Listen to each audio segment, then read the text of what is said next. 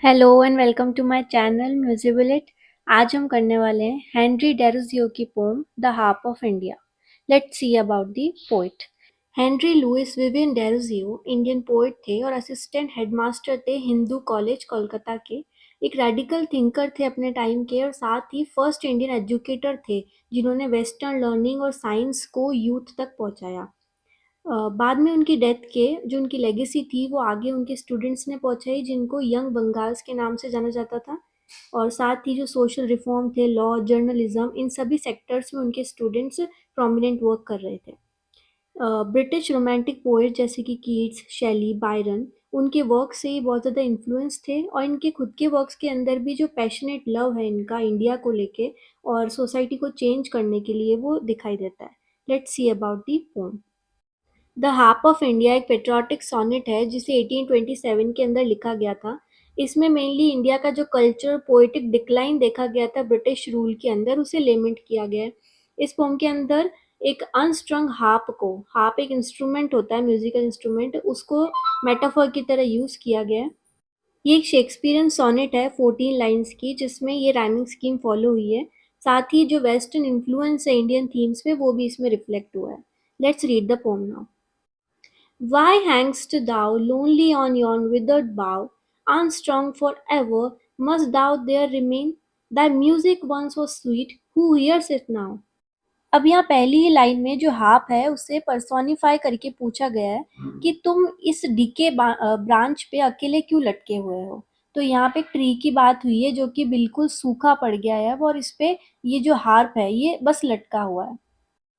ये जो हार्प है अब इसकी अपन कंडीशन देखें तो ये बिल्कुल मतलब जिसके अंदर स्ट्रिंग्स होते हैं अब वो भी स्ट्रिंग्स काम नहीं करते हैं या फिर है भी नहीं उस पे शायद। तो अब ये वापस पूछ रहे हैं कि किसी टाइम पे जो था तुम्हारा म्यूजिक था वो इतना स्वीट हुआ करता था और आज जो है प्रेजेंट में उसे कौन सुनता है, क्योंकि जिस कंडीशन में तुम हो मुझे लगता नहीं कि तुम बिल्कुल भी वर्केबल हो। Why doth the breeze sigh over thee in vain? Silence hath bound thee with a fatal chain. Neglected, mute, and desolate art thou, like ruined monument on desert plain. फिर स्पीकर बोलते हैं कि ऐसा एक time था जबकि जो तुम्हारा म्यूजिक था वो इतना प्रोफाउंड था, इतना इन्फ्लुएंशियल था कि अगर एक हवा का झोंका भी उसकी तरफ आ रहा है तो तुम्हारे जो इंस्ट्रूमेंट है, तुम्हारी जो स्ट्रिंग्स है वो उससे भी म्यूजिक प्रोड्यूस कर लिया करती थी। मतलब हवा भी सिर्फ ऐसा ज़रूरी नहीं कोई इंसान ही हो वही तुम्हारी स्ट्रिंग्स को टच करेगा तभी वहाँ से म्यूजिक निकलेगा, बल्कि सिर्फ एक हवा भी काफ़ी थी उस चीज़ के लिए, म्यूजिक को प्रोड्यूस करने के लिए। लेकिन अब जो साइलेंस है उसने तुम्हें ऐसे बाउंड कर लिया है अपनी फेटल चेन में। फेटल चेन से मतलब कि डेडली चेन से एक बाउंडेशन अब ऐसी आ गई है जिसने तुम्हें हमेशा के लिए साइलेंट कर दिया है। और अब तुम्हारी जो कंडीशन है वो एक नेग्लेक्टेड, म्यूट, डेसोलेट आर्ट की तरह हो गई है, यानी ऐसा आर्ट जिससे सबने छोड़ दिया हो पीछे। और एक रूइन मॉन्यूमेंट की जैसे, मतलब एक ऐसी बिल्डिंग आप इमेजिन करो जो कि डेजर्ट के अंदर अकेली पड़ी है, सुनसान पड़ी है। Oh, many a hand more worthy far than mine, once thy harmonious chords to sweetness gave, and many a wreath for them did fame entwine, of flowers still blooming on the minstrel's grave. और ऐसे भी कई लोग आए हैं जो मुझसे ज़्यादा वर्दी थे, उन्होंने भी तुम्हारी जो कॉर्ड्स हैं उनको टच किया है और तुमने उन्हें बदले में स्वीटनेस दी है अपनी मेलोडी से। यह कहने का मतलब है कि जो पुराने और कई ऐसे म्यूजिशियंस हुए जिन्होंने भी हार्प का इस्तेमाल किया और इससे कई सारी मेलोडीज प्रोड्यूस करी है। यहाँ तक कि जो फेम भी उन्हें उस चीज़ से मिला है। और वो फेम इतना ज़्यादा था कि आज भी जब उनकी डेथ हो गई है उन म्यूजिशियंस की उसके बावजूद भी उनकी ग्रेव पे आज तक फ्लावर्स ब्लूम करते हैं। यानी वो मेलोडी कहीं ना कहीं अभी तक उन्हें छोड़ी नहीं है और वो उनके साथ ग्रेव तक गई है। लोग उन्हें अभी भी याद रखते हैं। Those hands are cold, but if thy notes divine may be by mortal wakened once again, harp of my country, let me strike the strain. पर अब जो हाथ थे वो जो कि तुम्हारे जो कॉर्ड्स थे उसके ऊपर चला करते थे अब वो कोल्ड पड़ गए हैं, यानी कि अब उन सब लोगों की डेथ हो चुकी है।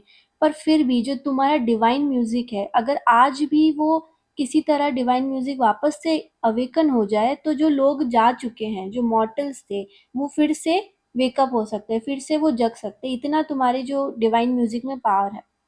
Harp of my country let me strike the string. और यहाँ पे इन्होंने शुरू में ही कह दिया था कि शायद मुझसे ज़्यादा वो लोग वर्दी थे, लेकिन फिर भी अगर उन लोगों को जगाने में मेरी ज़रूरत है तो मैं मेरी कंट्री के लिए इस हार्प को वापस से स्ट्राइक करना चाहता हूँ। यानी जो ये स्ट्रेन्स हैं, जो उसकी मेलोडीज़ है, कॉर्ड्स हैं, उनको वापस से मैं टच करना चाहता हूँ।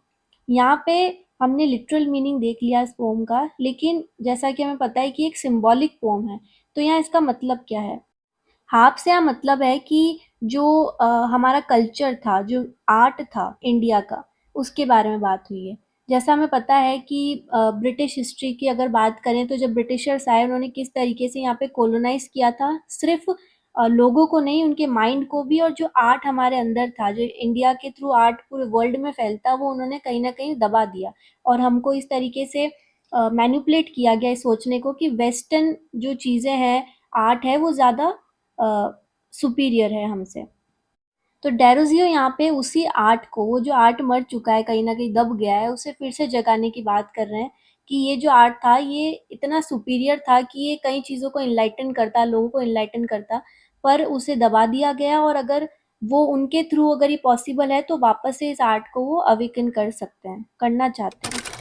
Now this poem ends here. If you like this poem, tell me in the comments. And if there's something I need to change in my interpretation, then please let me know. Thank you.